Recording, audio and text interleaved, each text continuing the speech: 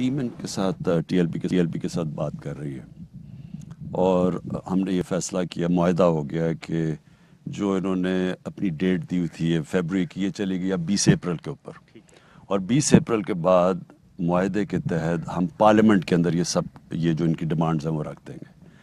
لیکن میں T L P کے بھی اور اپنے ملک کے لوگوں کو بھی کہنا چاہتا ہوں کہ پاکستان کی تاریخ میں یہ میرا چیلنج ہے، کسی حکومت نے اتنا زیادہ سٹینڈ نہیں لیا اپنے نبی صلی اللہ علیہ وسلم کی شان کے اندر جو گستاخی کی جاتی ہے۔ اگر کسی گورنمنٹ نے سٹینڈ لیا ہے، مجھے بڑے فخر سے کہنا پڑتا ہے وہ ہماری گورنمنٹ ہے، انٹرنیشنل سٹینڈ لیا، اور وہ اس لیے نہیں لیا کہ کوئی ہمیں کسی سے خوف تھا یا ہم نے ووٹس لینی تھی۔ یہ میرا عقیدہ ہے کہ جو یہ باہر کے یہ مغربی ملک ہمارے نبی صلی اللہ علیہ وسلم کی شان میں گستاخی کرتے ہیں،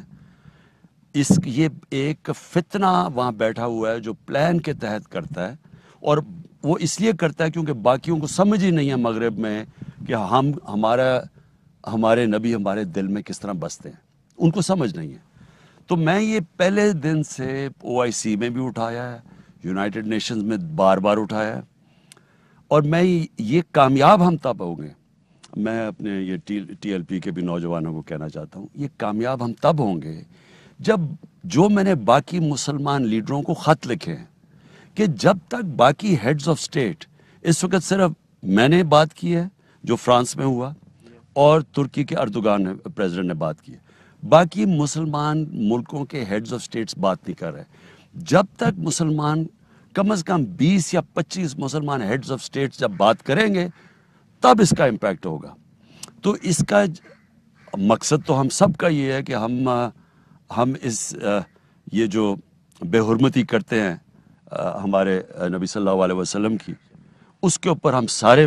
مل کے ایکشن لیں، لیکن ایفیکٹو ایکشن تب ہوگا جب باقی مسلمان دنیا کے بھی ہیڈز ہمارے ساتھ مل کے کریں گے، اور میں یہ بھی آپ کو یقین دلا، یہ ہوگا، یہ ہونے والا ہے۔